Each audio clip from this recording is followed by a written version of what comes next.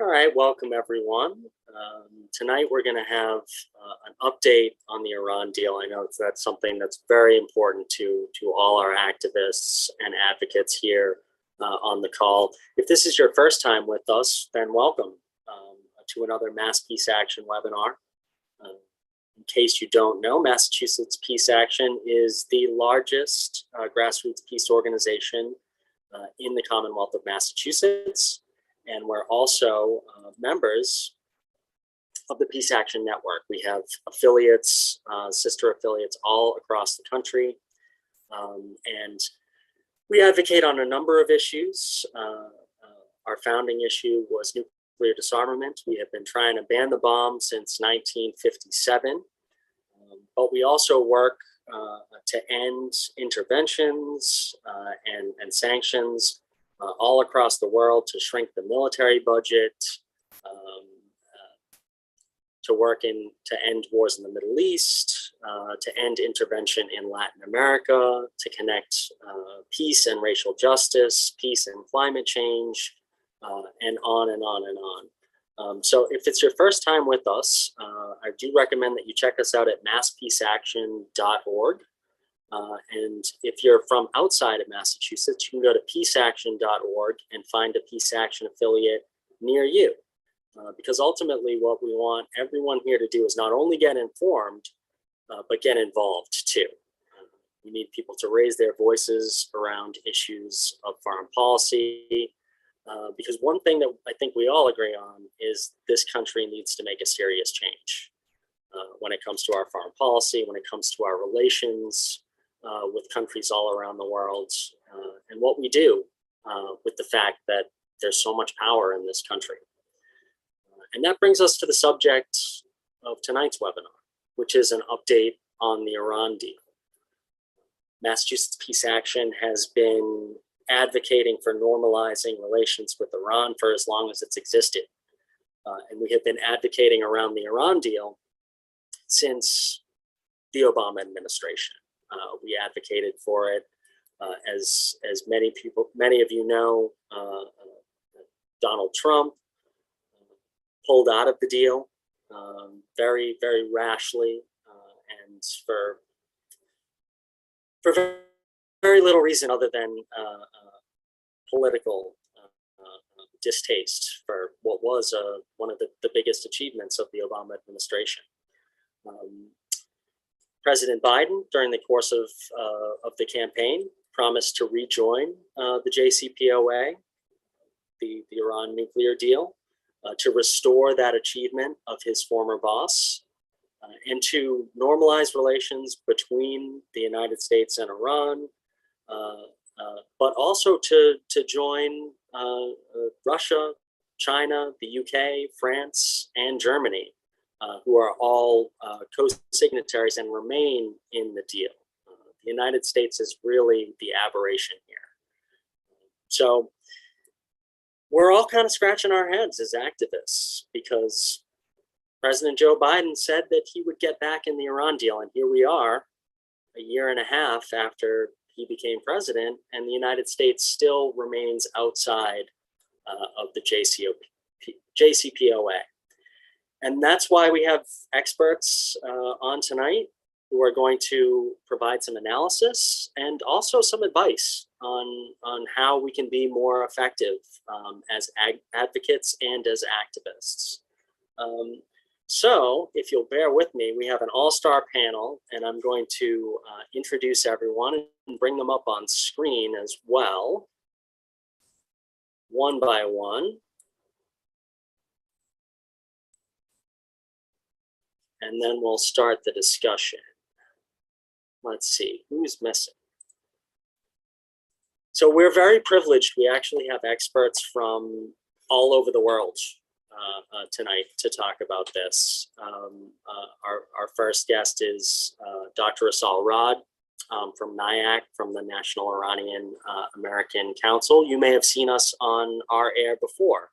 I think we've done 2 or 3 of these, Assal, in the past, and just has great insight into U.S. relations with Iran, and has been advocating for this deal for a long time. We're also joined by Giorgio Cafiero, who's CEO and founder of Gulf State Analytics.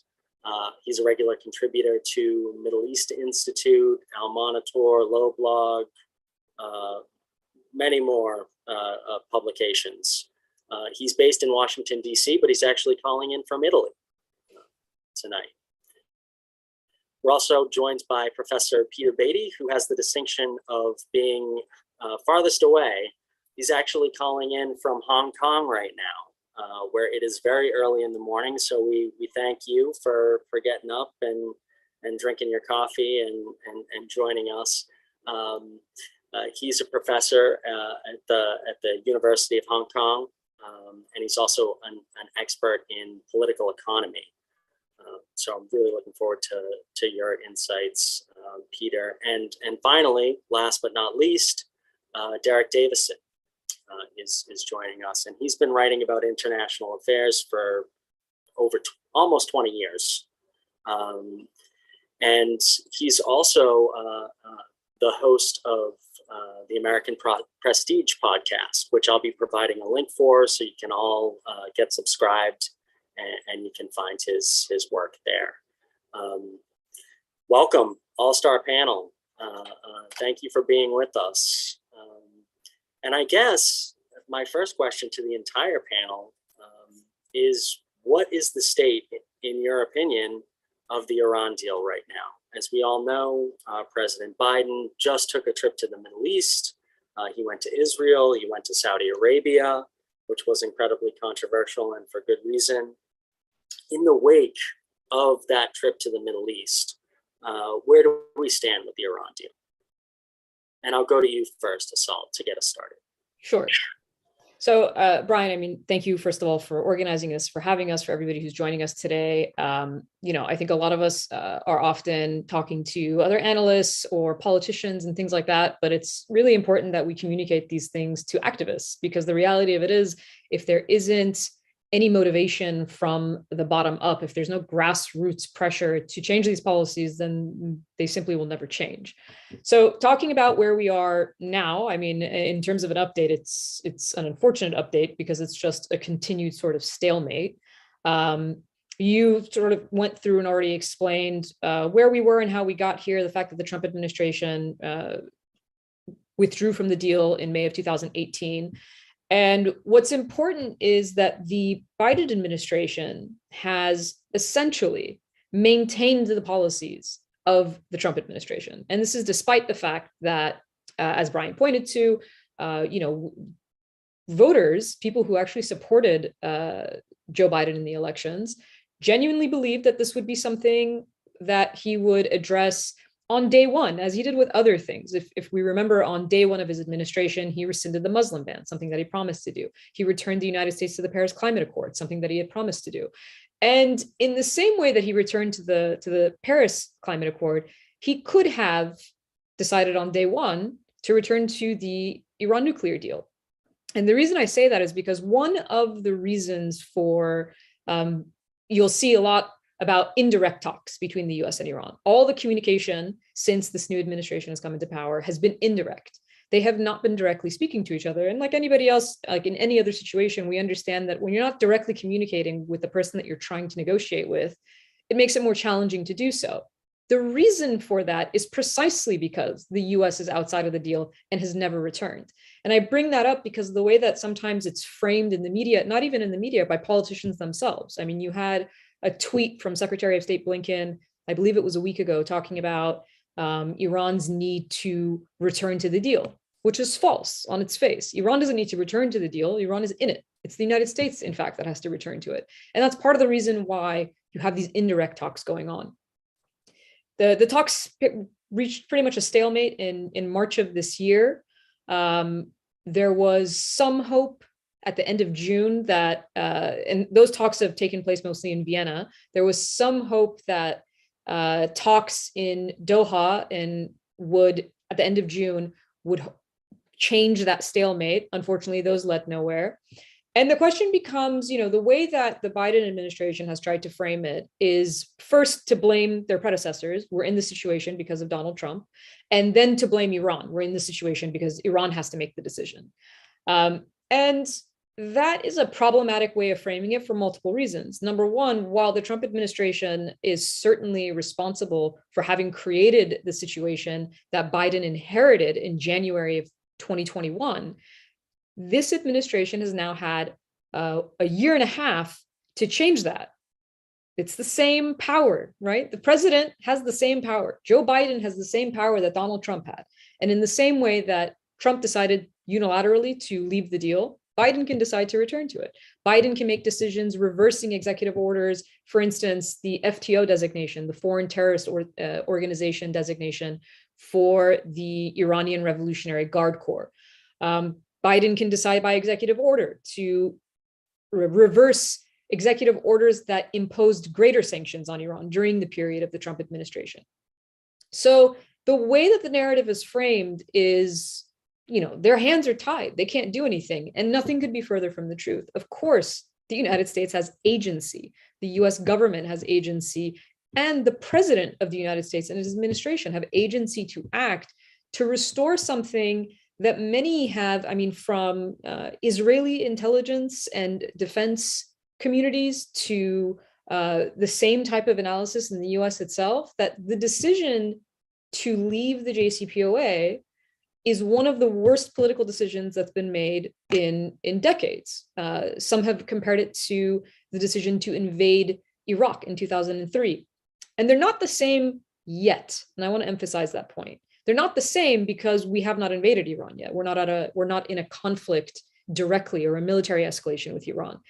But if this president and this administration maintain this path, which is the same path as their predecessors, the risk of military escalation increases. And we saw this in an interview President Biden did last week in Israel during his Middle East trip, when he was asked directly, would they consider using military force? And the response was yes. So this isn't something that, activists, it's not fear mongering. This is the reality of the policy decisions that are on the table for this administration.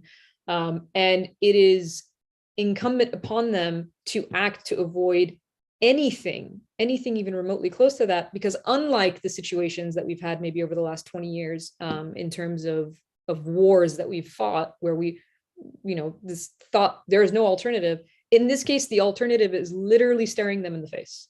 It's the alternative that we already had. And we now have the experience of knowing what things are like with the JCPOA, which is Iran abiding by a deal that limits its nuclear program extensively and creates unprecedented international oversight into a country's nuclear program. Or we have the state of affairs that we have now, which is talks of military escalation.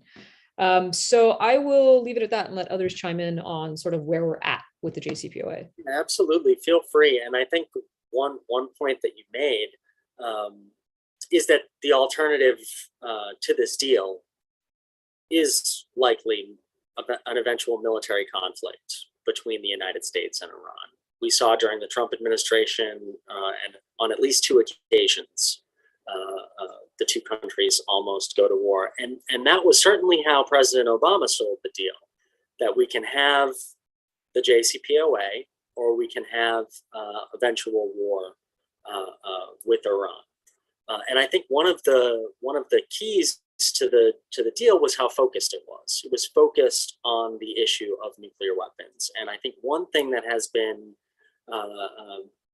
complicating this process is people are bringing in so many other issues. People are talking about the Iranian Revolutionary Guard.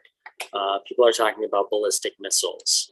And I'd like to hear from our other three panelists just on how those complications have made it more difficult to renew the JCPOA.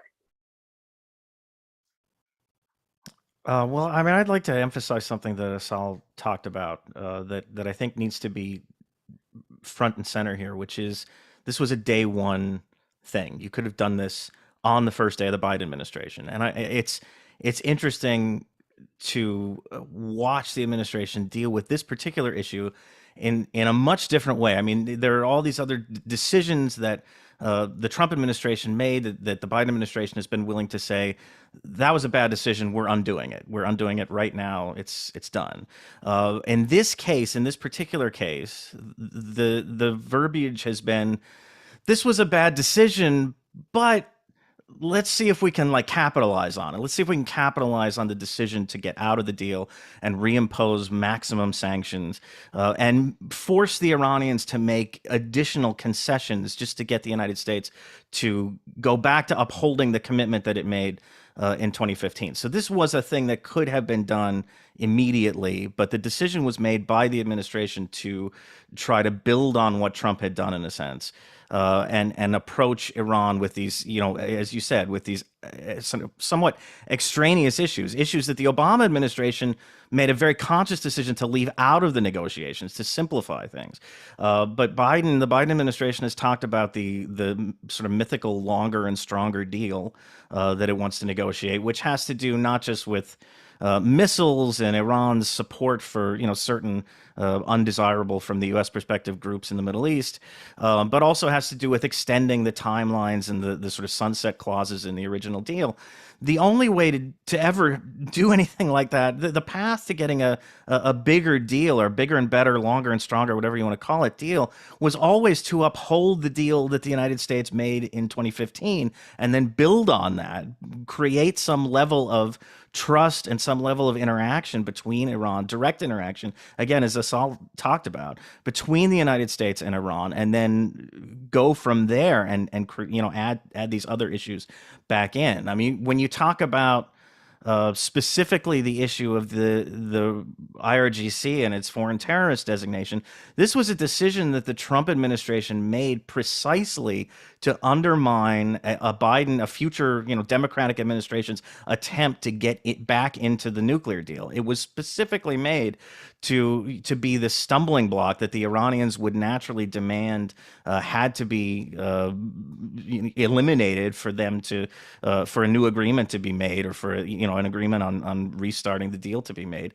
and to be so politically unpalatable for that future Democratic administration that they wouldn't be willing to take that step. And that's exactly how it's played out. I mean, this is an element that makes little or no tangible difference. The IRGC is sanctioned in so many other ways. It's hard to imagine what difference it would make if you took it off of the FTO list.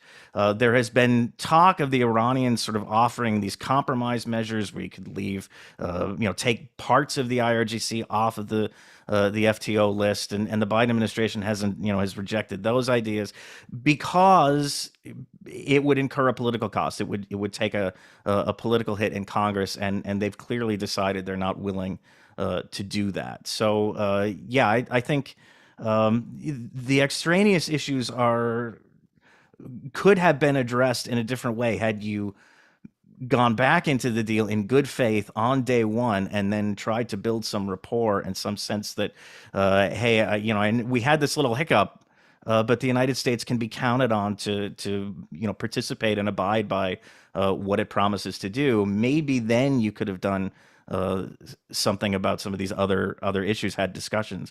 But now, I mean, there's no chance of that. You can't even get back into the original deal now. Yeah, and I think that there are serious political ramifications for this. As Assal said, this represents a continuation of the Trump policy. And we've seen this with other sanctions-related issues. We've certainly seen this with Cuba and Venezuela as well. Giorgio, I see that you've unmuted yourself. I think you have a comment as well. Go ahead. Well, yeah, I mean, I think it's important to realize that this was a deal that required neither the US nor Iran to get everything that one of these sides wanted. I mean, that's really sort of the purpose of coming to the roundtable and having negotiations. You know, when George W. Bush was president, the US's policy was zero enrichment. And then it was when Obama's White House agreed to allow some enrichment from Iran that the idea of reaching a nuclear deal became possible. And there were people on the US side who were critical of the JCPOA from day one because it allowed Iran the right to enrich. And likewise, there were people on the Iranian side who did not want to have anything to do with the JCPOA because it required Iran to accept certain restrictions on nuclear program that they saw as a violation of their nuclear rights. And so there's always been this opposition from certain elements on both sides. But I just want to make the point that when you have certain voices in Washington who are criticizing the deal right now because it did not address all of these non-nuclear issues, I think we need to be frank and point out that these are sort of bad faith arguments here. There's no way that the US and Iran and these other global powers can sit down and negotiate a nuclear deal that also results in Iran cutting off all its support for Hezbollah, cutting off all its ties to the Syrian government, having nothing to do with any militias in Iraq or Yemen, getting rid of its ballistic missile program. These are just non-starters. And I think people who criticize the JCPOA because the JCPOA failed to cover all of these non-nuclear issues are people who, like I said, they were genuinely opposed to the concept of the JCPOA from day one. I think that's right, Giorgio. And it's almost as if they're designing a deal that is intended to be refused, right? They know that these are non-starters. But these critiques of the JCPOA, a lot of them that are made in bad faith, aren't just coming from the Republican Party. The call is also coming from within the House. And I wanted to ask you, Peter, because you're an expert in political economy and political psychology, about the Biden administration and their relationship with, for lack of a better term, call them the hawks in the Democratic Party. Not that I'm saying that he's not one as well. Right, exactly. No, I mean, if you look at Biden's record, he's always hewed towards the more right-wing end of the Democratic Party. And as you pointed out, the JCPOA has had opposition from the more hawkish wing of the blob, the foreign policy elite in the US from the beginning. So, I wasn't terribly surprised that Biden, continued using his more right-leaning instincts in not rejoining the JCPOA. And you can kind of imagine the political calculus that's going on among him and his advisors here. You've got very few people in the US that are aware of foreign policy. That's probably the area of politics where people know the least. So I think they view it as nothing more than a risk, an electoral risk, at least looking at it from a political lens. So the upside is very little, since people know very little about the issue and they don't realize what the JCPOA gives them in terms of security. Whereas it's something that can be used by the Republicans and perhaps even more right-leaning members of the Democratic Party if there is a contested convention next year. So I think just from an activist perspective, this sounds like a big lift, and it very much is. But if information about this can be spread much more widely, such that there's a bigger domestic constituency, then that could potentially change the political calculus. But for right now, especially before the midterms, I don't see how Biden would think otherwise, and his advisors would think otherwise than let's not do anything on this until at least after the midterms, and then potentially do something. But it seems very much like he's listening more towards the hawkish wing of the blob. Yeah, and I think you raise a very important point. Someone, I think it was Derek, mentioned that this should have been a day one initiative. This was something, and in fact, I believe a majority of the Democratic caucus, certainly during Donald Trump's lame duck period, wrote a letter to the president-elect saying they supported an immediate return to the JCPOA. Obviously, that ship has sailed, but politically, would the best time to get back in the deal from the perspective of the Biden administration be right after the midterm elections? How much, in terms of the prospects of the JCPOA, how likely is it that we're going to see any movement before then? Well, I think something to keep in mind about the Biden administration strategy is that it's not doing that well across the board, right? This is not a particularly popular president at the moment. And this is someone who came in not just because of his own, quote, electability, but because a lot of what galvanized people to vote and participate was more of an anti-Trump messaging necessarily than a pro-Biden messaging, right? That's essentially, people were told, look, these are your two choices. One of them is Armageddon if you vote for Donald Trump, and the other one is just better. Whatever it is, it's just better. And that was the ongoing messaging. But when you now are in the administration and this far into it, and so many of the policies seem to just be upholding previous policies, then it becomes harder to differentiate. When American lives are getting worse rather than getting better, however it tries to be spun, that's the experience that they're having. And so what we're seeing is less resolve for people to participate in elections for reasons across the board, and this is just one of them. But what's interesting about the sort of calculus that they have, as Peter pointed to, and I agree with Peter's analysis. I mean, I think that's absolutely the thinking of the Biden administration. But we can't wait until there is a conflict that then draws the attention of the American public, because once we've crossed that threshold, it would be much, much more difficult to retreat, right? If you've actually gone into a military confrontation, the problem with military confrontations is they're totally unpredictable. You don't know where it will end and what types of ramifications it will have for the region and honestly for the globe. So we're looking at a situation where we're not getting enough attention on something, but the Biden administration should know this themselves, right? That's ultimately the point. Their calculus is based on midterms. They're doing bad in midterms anyways. So it would make sense to spend some political capital on something that actually is a success.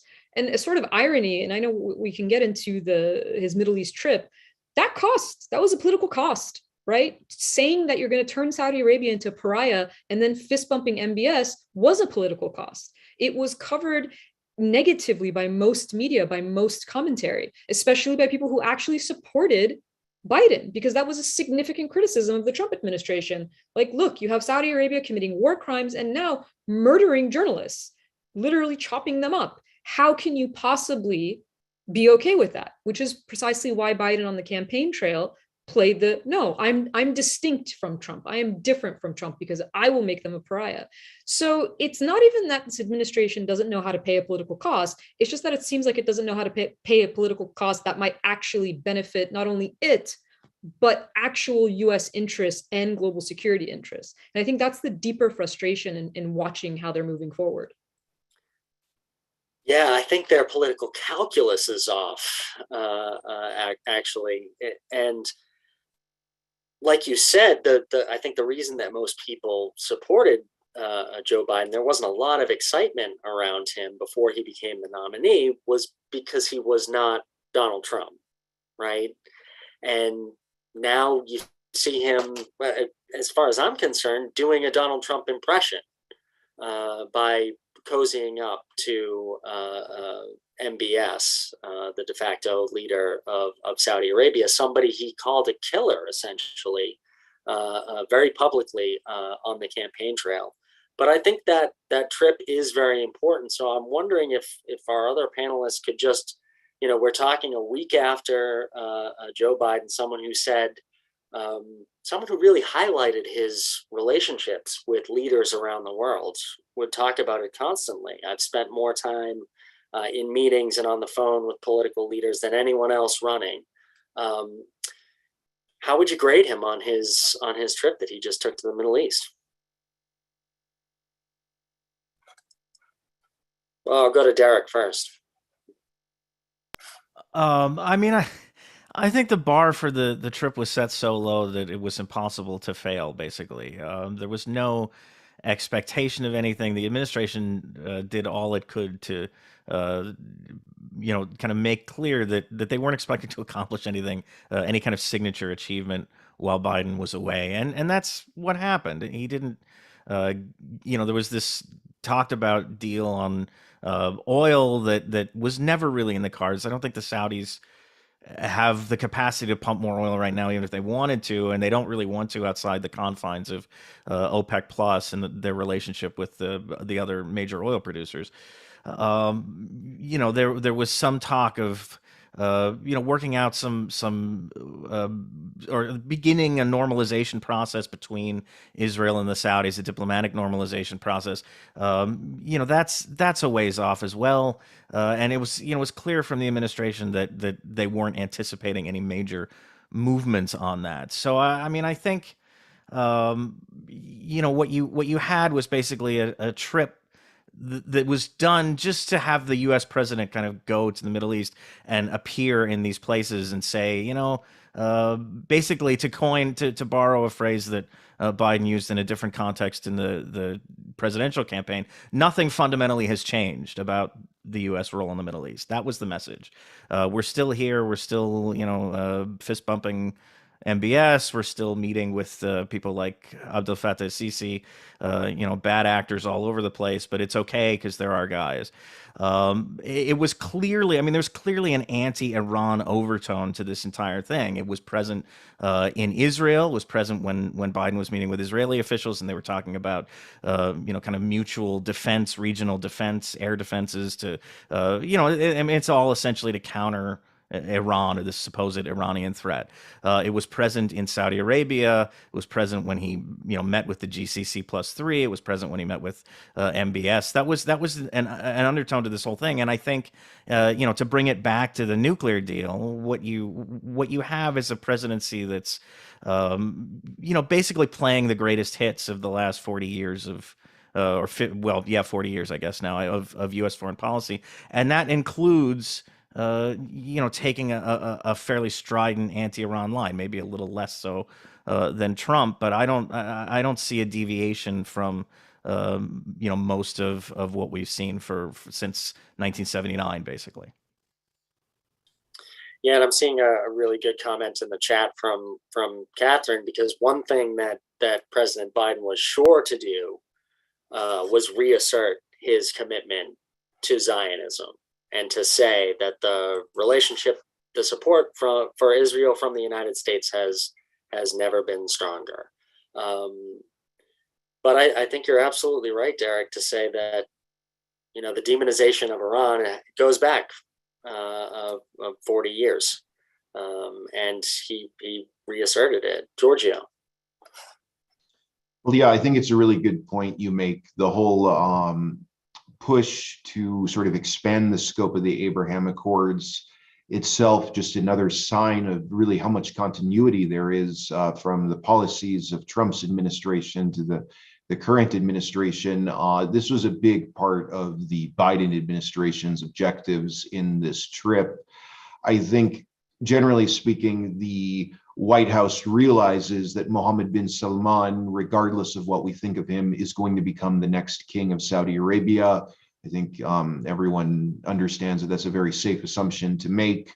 The Biden administration clearly views Saudi Arabia as a very critical partner that the U.S. has to work with.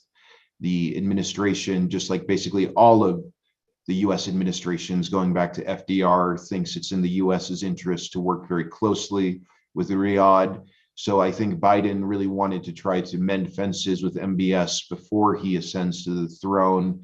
Because of the whole Khashoggi murder, this trip was obviously controversial and for good reason. So I think, especially during a midterm election year in the US, the Biden administration had to sort of shift the narrative in ways that could make this visit to Jeddah much less controversial and make it look very good in the eyes of the mainstream media, US voters, and also, if we're being very frank, also AIPAC and pro-Israel lobby groups. And therefore, focusing on Biden's efforts to bring Saudi Arabia closer to some sort of a de facto normalization with Israel was important.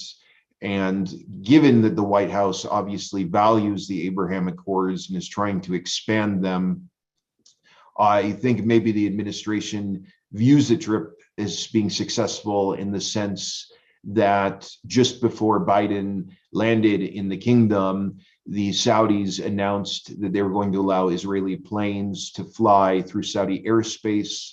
That is obviously sort of one mini step toward normalization between Riyadh and Tel Aviv, but it's also going to make it easier for the Israelis to build on their relationships with Bahrain and UAE. So I think Saudi Arabia is helping the Biden administration advance the Abraham Accords.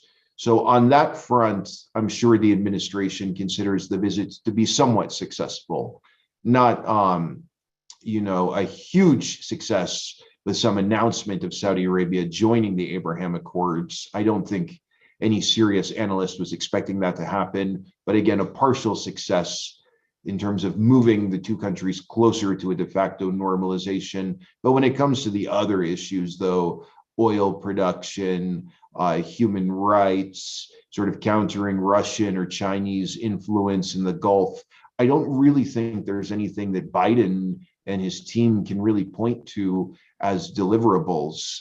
I think it was, a very controversial trip with a very high level of political risk. And it certainly alienated Biden from the more progressive elements within the Democratic Party who really see him as trying to sort of whitewash the Khashoggi murder.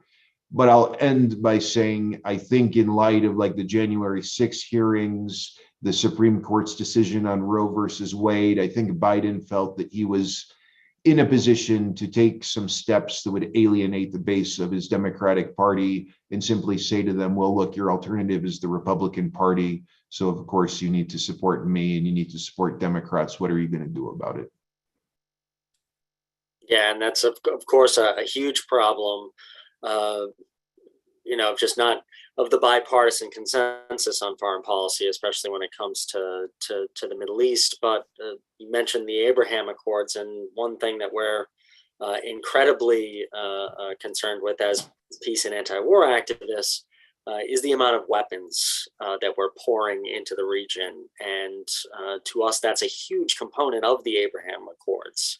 It's almost bribing these countries with U.S. weapon sales, which of course go to benefit companies like Raytheon and Boeing and Lockheed Martin and the rest. One thing I did notice during the trip were a couple of trial balloons that were floated. There was a leak from the administration that they were considering resuming offensive weapons sales to Saudi Arabia. Of course, this ties in with the brutal genocidal war in Yemen that the U.S. has been facilitating. But also, I noticed a strange article in the New York Times that highlighted cooperation between Saudi Arabia and Israel in countering Iranian drones. So I'm wondering. I was expecting more from this trip, and was quite surprised that there weren't further announcements. But it does seem like they're trying to sort of prepare us for something. And I'm wondering if you have any thoughts on that, Peter, on what the administration is trying to signal. I think also, I don't know to what extent this is a motivation or how it compares with other motivations, but there's also the concern about gas prices in the US, at least from what I read. I'm quite far away. But I mean, that in certain circles, that trip seemed to be framed as an attempt to get more oil flowing, kind of like we have to make some moral compromises here. Yes, Saudi should be a pariah, but Russia is far worse. And so meeting with MBS is a necessary evil if that helps to improve the economic environment that Putin is currently disrupting. So I don't know to what extent that will actually work, but it does seem to be another part of it. Yeah, and I'm just going to jump to a question in the chat that Mojgan posed. Speaking of presidential visits to the Middle Brian, East. if I can I add something actually? Yeah, Because I no, think please do. something we haven't mentioned about this trip subtextually is China. I mean, the aim here is to prevent countries like Saudi Arabia, or to discourage countries like Saudi Arabia, the UAE, other regional allies from kind of drifting out of the U.S. orbit and drifting closer to China, and that was part of this, and that's why I say I think the real goal here was just to make an appearance and sort of emphasize that we're still cool with you guys. Don't worry about it. Like it was a reassurance that the United States isn't abandoning the region. It's not abandoning Saudi Arabia or the UAE or some of these other countries. And so there's no need for them to kind of entertain the notion of strengthening their relationship with China. That's all I wanted to say. No, I think that's an incredibly important point, and it actually speaks to the question that Mojgan just posed about President Putin and his visit to Iran. And this is something that we're incredibly concerned about at Mass Peace Action and all of our affiliates, is about a resumption of the Cold War, dividing the world into camps once again. And I think that's what you were speaking to, Derek. But any comments on President Putin's visit to Iran?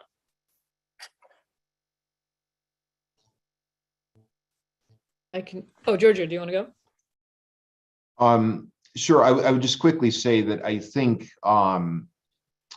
there's no doubt that U.S. foreign policy has pushed Russia and Iran close to each other. I don't think that Tehran and Moscow getting so close was just some sort of inevitable geopolitical outcome. I think the sanctions that the U.S. has been putting on Iran for many years, and then also the sanctions that got imposed on Russia post February 24, are just going to continue serving to push these two countries closer and closer. Obviously, by now, the Iranians have become very good at sanctions evasion, and the Russians are going to try to learn as much as they can from the Iranians on that front. They're going to cooperate in as many ways as possible when it comes to bypassing U.S. sanctions, maybe UN sanctions too. And I think that it's important to point out that Russia is definitely a big beneficiary of the policies that Washington has vis-a-vis the Islamic Republic. Yes, Russia was one of the JCPOA signatories. Yes, Russian officials state when speaking that their country supports a revival of the JCPOA. I think below the surface, though, Russia would prefer to see these nuclear talks collapse in acrimony. As long as the U.S. imposes its hostility on Iran, Tehran will have no choice but to go to Moscow for help when it comes to countering Washington. This gives the Kremlin a lot of leverage over Iran that would not entirely go away, but to some extent it would decrease if there were to be some sort of a revival of the JCPOA and a reopening of relations between Iran and Western countries. So this is, I think, an important context that we need to consider when understanding the significance of Putin paying a visit to Tehran. Yeah, and I think it's important to note that these things are not inevitable, right? They're a result of policy. But Assal, I think you're trying to get in with a comment. So well, I mean, first of all, I agree with Giorgio in the sense that this sort of polarization that we're seeing was not an inevitability. This didn't have to be the way that things went. And whether you're talking about it from the perspective of Russia and Ukraine, or whether you're talking about it from the perspective of Iran being like shifting its gaze from the West towards Russia, towards China, in certain ways, the US has forced these situations, right? The US sanctioning Iran, abandoning the deal, undermining moderate and reformist voices in the country who have tried multiple times over the last several decades to engage with the West, to engage specifically with the United States, that has been rebuffed by the US. I mean, there's no question to that fact, right? The fact that the reason why we are in any kind of crisis with Iran currently in terms of the nuclear deal is because the United States left the deal, not because Iran did. That's a direct quote from Joe Biden himself. So the way that things have become somewhat polarized is very much because of the decision making that you're seeing coming from Washington. But something else that's interesting about like this sort of Cold War rhetoric is it sort of shows the transparency of the Cold War itself, right? The whole notion of the Cold War, what made the Soviet Union the evil empire, and why we use this sort of like ridiculous rhetoric of there's evil and then there's good, as if it's not just people, nation states with trying to get their own national interests and their own political gains, is that we were fighting communism, right? That was the Cold War, the evil of communism. Well, they're not communists now, right? I mean, that's very clear. Russia is not a communist state. So the fact that we're falling back into this sort of Cold War rhetoric shows that that was never really the issue. The issue is about power. The issue is about resources. The issue is about, how we create, how empires compete. And that's been long the problem in the way that we talk about foreign policy, because while we use rhetoric like, international rules-based orders and human rights, and it's great to say all these things, we undermine them consistently. Because in fact, we don't care about international rules. We don't care about international orders or human rights. And the sort of juxtaposition, when you looked at the image and the way that it was framed, you had Erdogan, Khamenei, and Putin on one side, and then you had, I think it's Lapid, Biden, and MBS on the other, right? You have this idea that these are like the poles. And again, remember, one side is evil and one side is good, except that the people on the good side, the quote, good side, are carrying out war crimes, are occupying millions of people, are carrying out apartheid, are funding all of these things, are murdering journalists. So we can keep pretending like that is the frame, but that's not the reality on the ground. And so that's the underlying problem with it. So when you see an image of why it's played up, oh, Vladimir Putin is in Iran, it's because it's trying to play up on those images of they are all evil, they are all bad, and look, all the bad guys are getting together, and look, we're the good guys getting together. And that totally is so far-fetched from the reality that we're facing. Not to mention the fact, and that's what we said earlier, which is a lot of these alignments are occurring because of US decisions and actions.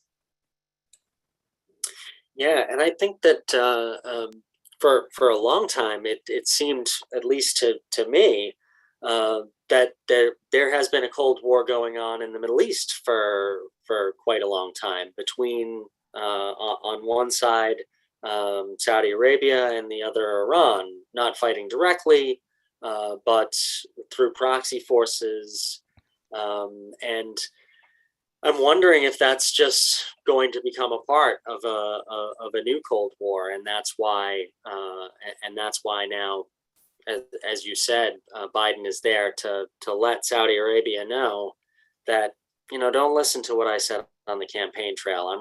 I'm okay with all of this.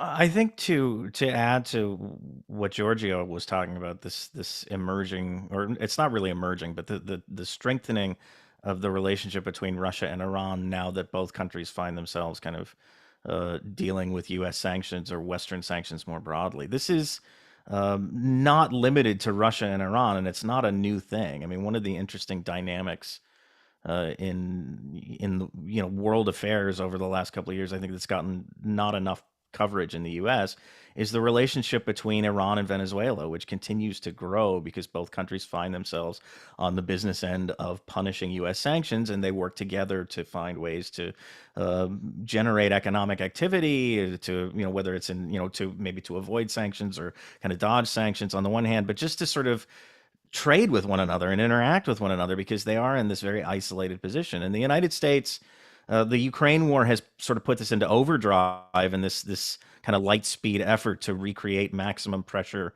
sanctions on Russia now, much larger and more fundamentally, economically important country than we've previously seen. But it's creating an alignment of countries, North Korea, Venezuela, Syria, Iran, Russia now, that are all now outside the global system, the sort of mainstream banking system, these global financial networks that allow countries to get things done. And the more you sort of isolate these countries, isolate more and more countries, they are going to work together to try and create other channels, alternative channels, to do business with one another. And that's, I think, one of the things that we're seeing happen. Like I said, it's the war in Ukraine has sort of driven this into a new level, but it was already happening before that. Yeah, and one thing that we have worked on a lot at Mass Peace Action is the issue of sanctions. And one critique that I thought was very brilliant that I heard was this hyper use of sanctions that we've seen over the last two administrations. If anything, it's hurting the power of the U.S. dollar, as countries are now saying, the U.S. cannot be trusted. And so they're seeking out they're seeking out other avenues. I think these sanctions have diminishing returns, right? And if they could not bring down the government of Cuba, a small island nation 90 miles off of our shore, in 60 years, then what hope do they have to really bring Russia to heel? I think it's clear now that these sanctions are not working, and people in Washington must know that one big critique, of course, they're immoral and they kill. That's the main problem with sanctions, but they also don't really work either. Yeah, I mean, there's a whole literature on the effectiveness of sanctions, and the best you can possibly say, taking the most diplomatic view of the collected evidence, is that there is not good evidence that sanctions work in the way that politicians describe them. So that's a very gentle way of assessing the evidence. But yeah, just to follow up on what you just mentioned. And then previously, I just wanted to add to what Assal was saying. I don't know if this is going to be helpful, but from an activist perspective, I think knowing your enemy, so to speak, can be helpful. When you look at U.S. foreign policy, I think it's the first thing that struck me was the disconnect between the moral rhetoric and the actual practice. And so the idea of creating this good guy, bad guy dichotomy, and then of course our official enemies are the bad guys, and then we're the good guys. That's sort of what we're raised with. And then if we go on to learn a little bit more about it, we realize that the good guys on our side are not so great. And then I think a lot of people think, well, the people that are ruling us, the blob, must know this, so they must all be cynical. Now, Giorgio and Derek can probably answer the question of the mental state or the level of cynicism in the blob better than I can. But you also, I think it's useful to understand the way that people are trained who end up in the blob, whether they're in a think tank or the State Department or the Pentagon or what have you. And part of that training is a way of looking at the world such that the baseline normal state for human interaction is extremely violent, brutal, nasty competition. So that even if we have to ally with less reputable countries, that is justifiable, because if the US weren't the hegemon, then the world would be far worse, because these much worse people would be running the show. So I don't know to what extent that's helpful within activism, but if you're interacting with people who are true believers in the kind of dominant US foreign policy ideology, understanding that they might not be entirely cynical, it might be more ignorance or more this worldview wherein the world is so fallen or evil on its own that the US government must maintain its hegemony, even if it requires all sorts of immoral actions, because the alternative would be even worse. It might be helpful to understand, like, this is what is actually going on in the heads of a lot of people in the foreign policy establishment. Peter, I think that's a really important point, and we need to remind ourselves constantly that these people that are setting these policies that we see as incredibly harmful and malicious, they're not twirling their mustaches thinking, "Oh, I'm so evil." That's just not how they see the world. But having said that, I think what's lost in this discussion of the Iran deal sometimes is the impact of the sanctions on the Iranian people. So I'm wondering if some of the panelists can speak to that, because I think that is lost, and sanctions are often viewed as an alternative to war and a clean way to deal with foreign policy, but that is not the reality. Yes, I would be happy to talk to that because I have been sort of shouting this for some time now. And I'm happy to see that. So our organization, NIAC, has started to work with other communities of heritage. So for instance, if it's a Cuban organization, a Venezuelan organization, an organization run by Afghan Americans, basically all of these communities whose countries of heritage, and oftentimes, therefore, their families and their friends who live in those countries have been impacted by sanctions, and they themselves have been impacted by sanctions in the US. And of course, the way that someone like me as an Iranian American is impacted by sanctions pales. It's almost a joke that I'm saying it, right? So I'm not saying it as if to compare how we are impacted with the way that Iranians in Iran are impacted, but as an example, so we understand how pernicious sanctions actually are. I mean, there are Iranian Americans who get their bank accounts closed because they have Iranian names, right? We can't, if I'm trying to send money through, Venmo to a friend and I use the word, Persian food, Iranian food, that gets flagged, my account gets frozen immediately. So there's these secondary consequences of sanctions that actually do affect people, American citizens here. But when you look at the impact that they have, not only on Iran, I can't talk about sanctions and only focus on Iran, despite the fact that I know that's the country we're talking about right now, because there is so much parallel and overlap in other situations and in other countries. And to me right now, the most poignant example of the brutality of sanctions and US economic policies is Afghanistan.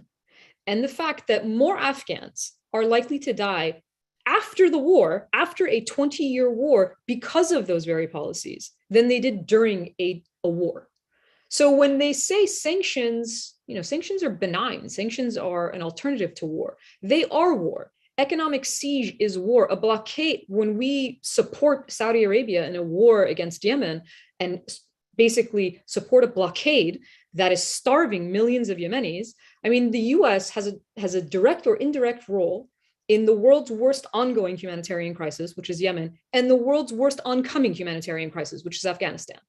So it's mind-boggling to believe that anybody could possibly believe that sanctions do not have the same or even a worse impact than war. The reason they could be considered worse is precisely because people don't realize or understand the impact that they have. They silently kill people versus bombs who do it in a very loud way. And so it's not, I believe that if the American public was actually aware of these things, of course, this is not part of the discussion, right? It's not a mainstream discussion to be had. But if they were aware of these things, they would not support those policies for the same reason they don't support policies that, just murder and kill people across the world. What's terrible about it when you think about it, though, is that our policymakers do know. They are totally aware. They are very much aware because groups like us continuously, like Mass Peace Action as well, continuously tell them this is what's happening. There's article after article written that this is what's happening. Not only that, but they also know that the scholarship, the actual research on sanctions shows that they are ineffective, that when they are carried out multilaterally, actually, if there's actual international support, they're only effective about 1/3 of the time. This is according to proponents of sanctions, okay? These are economists in the US who want sanctions, give these numbers. And when they're unilateral, when they're just US sanctions, they're effective 1/5 of the time. This is not an effective policy. And if you look at, I always think two cases are the most interesting to show just how ineffective they are. One is the case of Cuba, a country that has been under embargo for over 6 decades, what policy could you possibly enact for 60 plus years that doesn't work and then still believe that this is the way to go? That in and of itself should show you that the policy is ineffective. And of course, there have been sanctions on Iran since 1979. So we're looking at 40 plus years in that situation. And what was effective in changing Iranian behavior, or what we deemed, or I don't like phrasing it that way, but we'll say in actually getting Iran to agree to oversight of its nuclear program, was an agreement that allowed space for, and this is something that I believe Giorgio pointed out earlier in this discussion, that it had to actually give something to the Iranian side, that punishment alone will not actually positively affect the behavior that we see. And in fact, you have to have some kind of benefit to those states, and they're not just going to submit to being under the US thumb. And so when you talk about the impact of sanctions, as you can tell by my reaction, I get quite upset because I have family in Iran. I have my entire extended family lives in Iran. And having watched them suffer through the last several years, having watched them, people who were middle class, who now can't afford, basic things, who can't find medicines, who can't, we used to, when travelers would come and they would ask us to send things, they would ask for, gifts. Now they ask for vitamins. Now they ask for Tylenol. Now they ask for things that previously they were able to find in abundance and able to afford. And that's the other aspect of it that people fail to realize, that even when you have the scarcity of resources, right? Even when the resources are there, when you have impacted people's ability to buy things, it doesn't even matter if it's there because they simply can't afford it anymore. Yeah, that's a very powerful perspective. And the fact that these sanctions don't even work, right? I just read a very great book by Nicholas Mulder called The Economic Weapon, and he agrees with your assessment, Assal, at the rate at which these sanctions actually work, which has us thinking, right, like Peter said, these people do not see themselves as evil, but they should certainly know better just by the track record of these policies. But we're seeing this from inside the United States. We're consuming our media. We're hearing about how we live in the greatest country in the history of the world again and again and again. We've been raised on this. I certainly have. And I'm wondering, because I see the opinion polls from countries around the world who view the United States as the biggest threat to world peace again and again and again. So I'm wondering what the outside perspective is specifically on the United States leaving the Iran nuclear deal, how that's seen, how that has affected the credibility of the United States when it talks about things like human rights and the international rules-based order. And then I promise we'll get to some audience questions.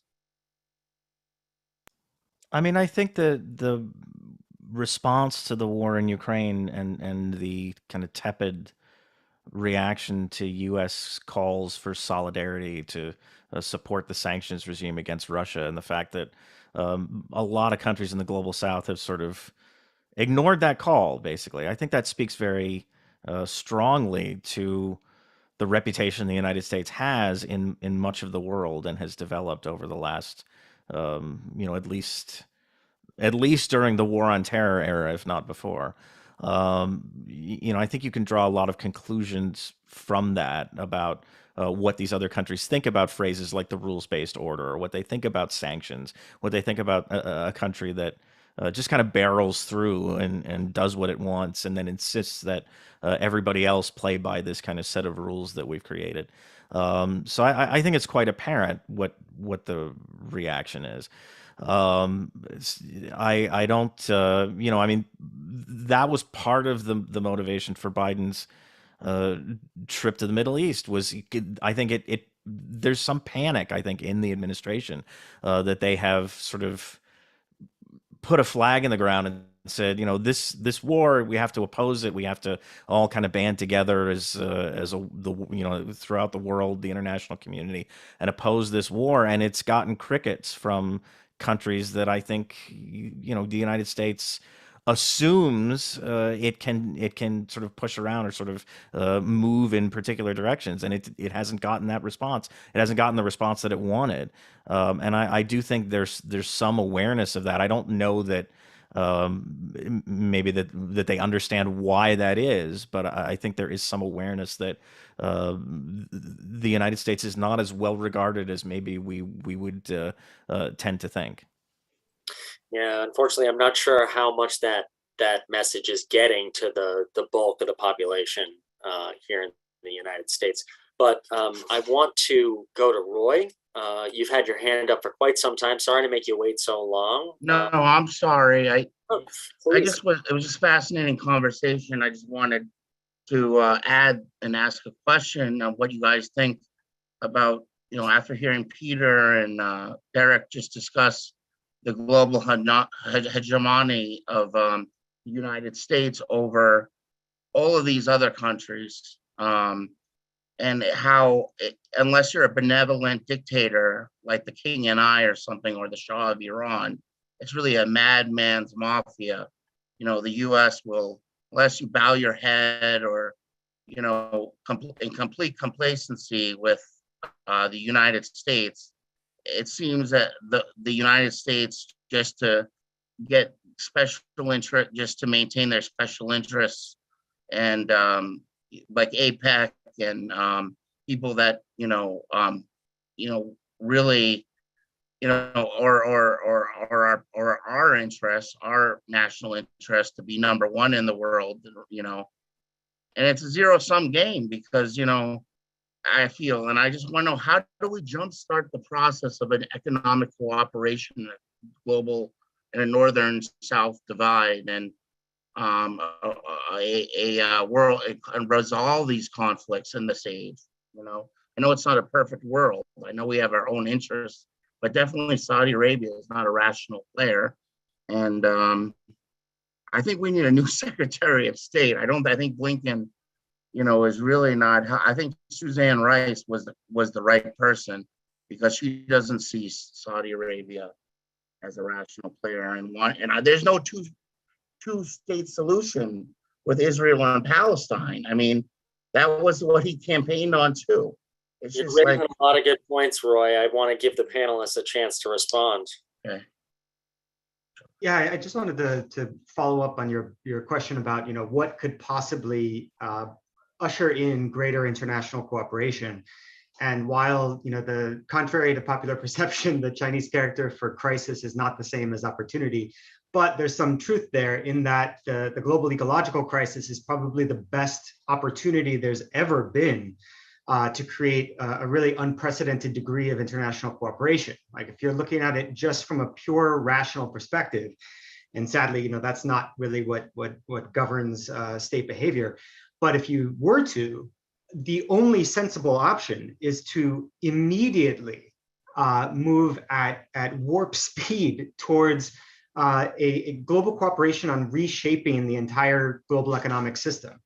And my view of what that would require basically precludes any sort of all of this these geopolitical conflicts we're having right now. Those have to be put on the back burner, at least, if not completely gotten rid of, if we are going to have a chance of surviving as a human species the way we're currently organized into the future. So I'm fairly personally pessimistic about this, but that's just my sort of rational prediction of what's likely to happen. But leaving that aside, it's absolutely what we need to be doing, and I think it also has the greatest hope of ushering in a more peaceful world, a more cooperative world, because it requires that. Thanks, Roy, for that great question. And I take your point, and I agree with you, Peter, that if we're going to arrest a looming climate catastrophe, we need to act now, if not jump in our time machine and take it seriously back when we should have. But I see a very a good comment in the chat.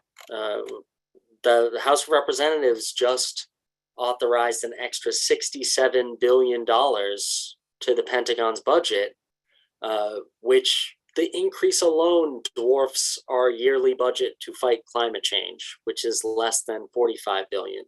So Washington is going in the exact opposite direction that it needs to, and this world is running out of time.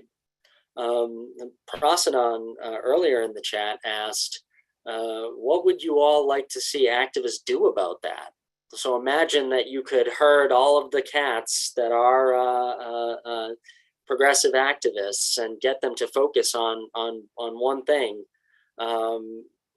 Let's talk about magic bullets. Who's got one?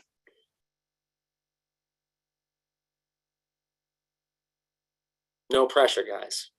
Well, no magic bullet, but if you can gather together enough money to buy News Corp and use that megaphone to spread ideas, that'd be fantastic. But no, I mean, in all seriousness, like it seems to me like activists should be, I mean, the best possible thing is to spread knowledge. Like the most striking finding from decades and decades and decades of public opinion research in the US is the level of ignorance about politics throughout the US. Like everyone here in this room is a member of a fairly small minority. We're not, the average person, the median American is not interested and engaged and informed about politics.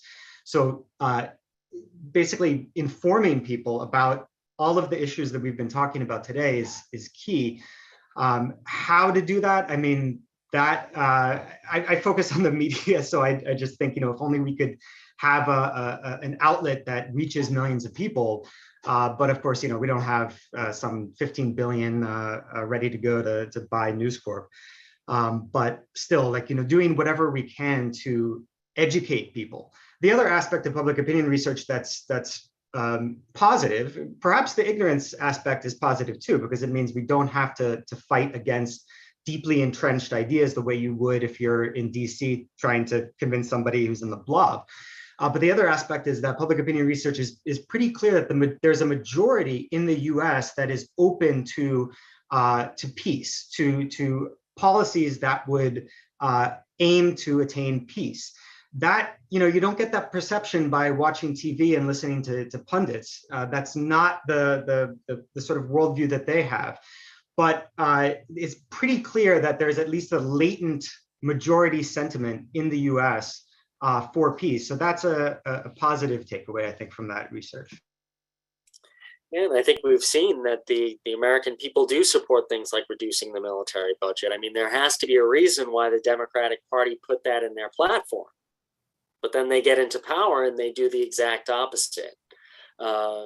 Derek, I see you have I mean, I would second what Peter said. I think education is and just getting information out is an incredibly important thing. And but understand that it's an uphill climb. I mean, you're working against not just, I think, a level of apathy from the American public. You're working against one of the things that my co-host in American Prestige, Daniel Bessner, talks about a lot.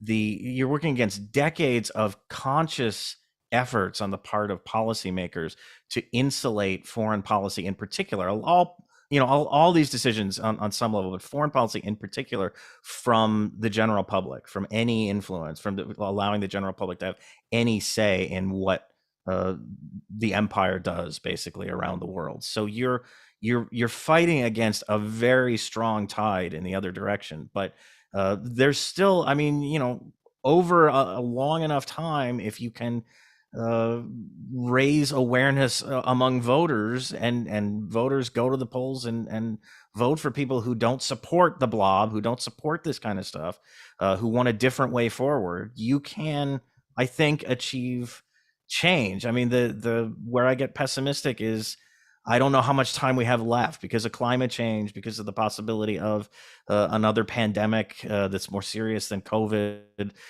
These things that are hanging out there that we're not ready for, and we're not even starting to prepare for, really. I don't know if we have enough time left to do that kind of slow grind against what's kind of set up before us, but I don't know what else to do, basically, other than to try to grind against it. And Mojgan brings up another very important threat, and that is, of course, nuclear war. We're in the process now of modernizing, put that in air quotes, and improving our nuclear arsenal, which means we're going to have to deal with this threat if we don't stop it now for another 75 years. And I'm not confident that we can walk that tightrope for another 75 years. But Robert, I see you have your hand up, and I want to bring you in. So just unmute yourself and go ahead and ask your question.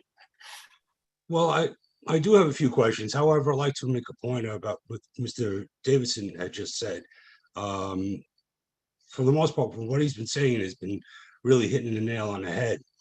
My aspect of it is, and you mentioned education. The American mainstream media isn't really reporting everything that's going on. We're being kept in the dark about a lot of issues. I rely typically on independent sources, and I do read a lot. I cannot trust my government. I cannot trust our mainstream media and the hype and the propaganda that's going on. And if you want to talk about nuclear weapons, I really think you need to get to the root cause of the problems. In the Middle East, according to the UN, who just issued a statement just not 2 or 3 weeks ago saying that Israel is the root cause of the problems in the Middle East. Israel has well over 300 nuclear weapons.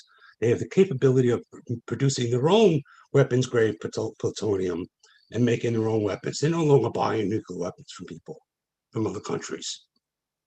I think accountability needs to be precedent here. We really need to take a look at where our government is going, what is influencing our government, and who's behind all of this. I think that's all I have to say. Yeah, I mean, we're talking about the Iran nuclear deal, to the deal to make sure that Iran does not get nuclear weapons. And one thing that is not even acknowledged by the government of the United States is that there is a power in the Middle East that has nuclear weapons. How does that complicate the situation for members of the panel, in your opinion?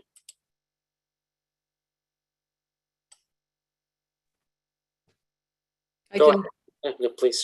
I mean, the idea that nuclear weapons, like Iran actually having nuclear weapons, is our issue is sort of problematic on its face. The reason is Iran, and not just Iran, most countries in the region, most countries in the world would agree to, or have promoted the idea of making the Middle East a nuclear-free zone. In fact, there are 2 countries that don't support that idea. I'm going to let everybody guess. Yes, it's the US and Israel. It's if it was really a question of nuclear weapons are dangerous and we should have non-proliferation goals, then there should be no issue with making the Middle East a nuclear-free zone. That would not only solve the nuclear proliferation issue with Iran, but it would ensure no nuclear arms race in the region, which is another concern, right? That's one of the concerns they flag. Well, if Iran gets nuclear weapons, then Saudi Arabia will want to get nuclear weapons, and then here we go. So there's unfortunately always a political element to it. And what's problematic specifically about allowing this sort of concept that the US states outright that their agenda is to maintain Israel's not nuclear, but military, because we won't admit even that Israel has nuclear weapons, its military edge in the region.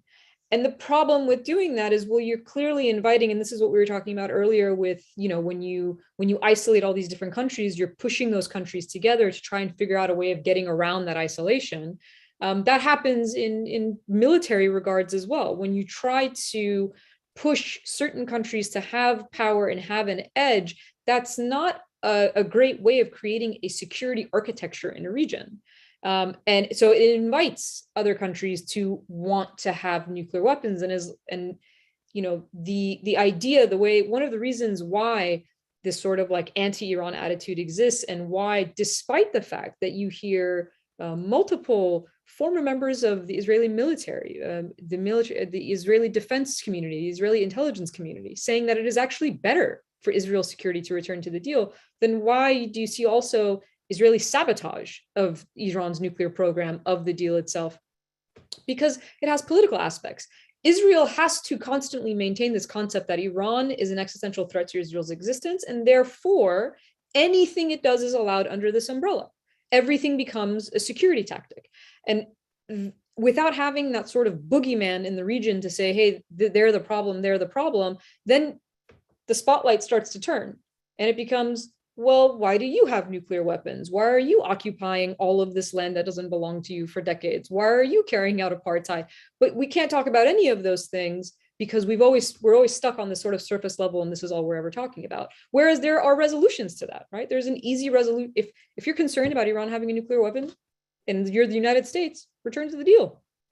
That prevents Iran from getting a nuclear weapon. So there's simple resolutions to things, but we are told that they're much more complicated, and we are told that there are all these different reasons behind it, when in reality there are political reasons behind it that go against the very security that, you know, most people, the international community at large, would like to see. Yeah, thanks, Assal. And I want to bring Giorgio in here just to talk about the implications for the security of the region with an Iran nuclear deal and without. But also, there was a small glimmer of hope for a lot of us when we saw that there were talks directly between Saudi Arabia and Iran in Baghdad. And it seems like that it wasn't that long ago, and now it seems quite far away. So if you could just talk about the implications for regional security, and also the chance for direct talks between some of these countries without the US getting in the way. Yeah, well, I think in the region and really everywhere around the world, there are fewer and fewer people who are optimistic about the JCPOA being revived. And I think in the region, you have countries that are preparing for sort of a post-JCPOA Middle East, and they're preparing for the circumstances that they will have to deal with after, after these nuclear negotiations collapse in acrimony. I think it's important when we look at the Arab monarchies of the Persian Gulf to realize that there's sort of two different camps, if you will. There are the so-called hawks in the GCC, Saudi Arabia, UAE, and Bahrain, and they were the most skeptical of the nuclear deal back in the Obama period. And they felt that the US entering the JCPOA was really that amounted to Washington essentially betraying these longstanding US partners. And in May 2018, when Trump decided to unilaterally pull the US out of the deal, these three countries and Israel were the only four countries worldwide that praised Trump's decision to essentially trash the nuclear deal. The other three GCC states, Oman, Qatar, and Kuwait, have maintained the view that JCPOA is the only realistic way to deal with the tensions surrounding Iran's nuclear program without an armed conflict breaking out. And they did not welcome Trump's decision to pull out of the deal. The Saudis, Emiratis, and Bahrainis were lobbying the Trump administration to impose maximum pressure on Iran. And they saw Trump's presidency as a unique opportunity to see Iran sort of weakened, isolated, and marginalized in ways that could empower them geopolitically. However, during the Trump presidency, these countries realized that this pressure that the US was imposing on Iran was not making them any safer. In the summer and the fall of 2019, the tensions escalated significantly in the Gulf, and you had off the UAE's coast some acts of sabotage that were attributed to Iran. And then in September of 2019, there were missile and drone attacks against Saudi oil facilities that really were these facilities are the engines of the Saudi economy. And those attacks were, according to the US government, the European states, and I think most Arab countries in the Gulf, those attacks were attributed to Iran. And so the lesson that they learned was that the US's maximum pressure agenda was not going to keep them safe. And so beginning in 2019, you saw the Emiratis reach out to Iran to engage in a dialogue. And very recently, we've heard that the Emiratis have plans to send an ambassador back to Iran, and the UAE has not had an ambassador in Iran since early 2016. And as you correctly mentioned, beginning in April 2021, the Saudis and Iranians began to have direct talks in Baghdad. The view from these countries that previously lobbied the US to impose maximum pressure on Iran is that Iran still represents a threat to them. They still despise everything that the Islamic Republic really stands for in the region, but they think it's in their interest to not depend on US pressure to weaken Iran or to force Iran to sort of capitulate to some of its neighbors and regional rivals.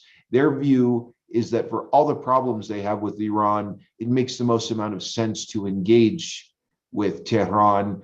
And this is taking place at a time in which the GCC countries are losing confidence in the US as their security guarantor. They perceive the US to be a power that's withdrawing from the Middle East. And whether that's true or not is maybe a topic for a different discussion, but they obviously have these perceptions and they're trying to assert more independence and they're trying to deal with Iran and their concerns about Iran in ways that are more autonomous from the US. And in my view, this is very healthy because they're always going to be the neighbors of Iran. And even if they have disagreements with the Iranian government, I think it's very healthy for them to engage in dialogue and see to it that if the US-Iran brinkmanship spirals out of control, they want to see to it that they don't stand in the crossfire of any war that could happen. They're focused right now on dialogue with Iran. I think they're acting pragmatically, and they're trying to make sure that they don't become the victims of any war, which unfortunately is more probable as an outcome of everything that's been going on with the JCPOA. It seems like a very rational approach, not to just pretend that a country that is thousands of years old and has a population of some 80 million people, doesn't exist and should be sidelined. I wish our government could adopt an approach. I want to wind down. I know we've been going for quite a while. It's been a fascinating discussion, but I just want to go around and get some final words from you. And I also really want you to plug your work and how people can find you and how people can support your work. So I'll go to you first, Derek. Any final thoughts for us? Sure. I want to thank you, Brian, and Mass Action, and for doing this. It's been a really, I think, important discussion, and it's I've thank all my fellow panelists as well. I think it's conversation, and thanks to everybody who attended, and thanks for the work that you're doing, your activist work. It's really important. I know, even if it doesn't always seem that way, it's fundamentally important. In terms of where people can find my work, I have a newsletter called Foreign Exchanges. It's at Substack, fx.substack.com. Also, I have my podcast, American Prestige, which you can find pretty much anywhere you get podcasts, or you can go to our website, American Prestige Pod, that's all one word, .com.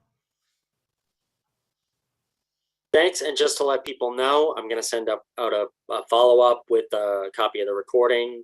Really want people to spread that around, but also links to where you can find our panelists. Next, I'll go to Peter. Parting thoughts. Sure, I'll join Derek in plugging. Oh my God, I'm blanking on the name. It's very early in the morning. The email that goes out every day, foreign exchanges. Yes, Yeah, foreign exchanges. great. Yes. Fantastic newsletter. And I guess, if you want to read more of my work, you can go to my website. It's just my last name with the dot before the IE. I have a book on the media politics relationship, kind of like manufacturing consent, but with psychology added. So if you want to be as frustrated as I am, you can read that and join me in my suffering at the state of the US media system. I guess the only other thing I would bring up along the same lines is that the blob has had a kind of Iran obsession for decades now. But I think it was the latest defense policy review, or maybe a year ago. They've relegated Iran and I think Russia at the time to second tier threats or what have you. But now the consensus is that China is going to be the enemy, the other. And just to bring us back to reality again, if we're going to survive and avoid an ecological catastrophe, at minimum, we need to have US, EU, Chinese cooperation, and then leading the rest of the world in a systemic transformation of the economy. So, likewise, I would commend all of you activists working in the US. Just do your best to educate people and get people to understand, to connect these issues so that people realize that foreign policy is not a separate wonky area to be left to the experts, because the experts are doing and have been doing a horrible job of crafting US foreign policy, and we simply cannot afford a new Cold War. What we absolutely need is an unprecedented level of international cooperation, and that starts at minimum with the US, China, and EU. Thanks, Peter. And I'm looking forward to reading your book. We need a manufacturing consent for the 2020s. I think a lot of the concepts in that book are truer now than they were when Chomsky and Herman wrote it in '88. So next, I'll go to you, Giorgio. How can the people find more of your work and any final thoughts? Now, first of all, Brian, thank you so much for a chance to be with you guys today. Thanks to Mass Peace Action for all the work you guys do, and to my fellow panelists and everyone who's joined us. The stakes are really high when it comes to the JCPOA. This is a really important issue from the standpoint of global security. And I really commend you and all the other organizations that are taking the time to host productive discussions.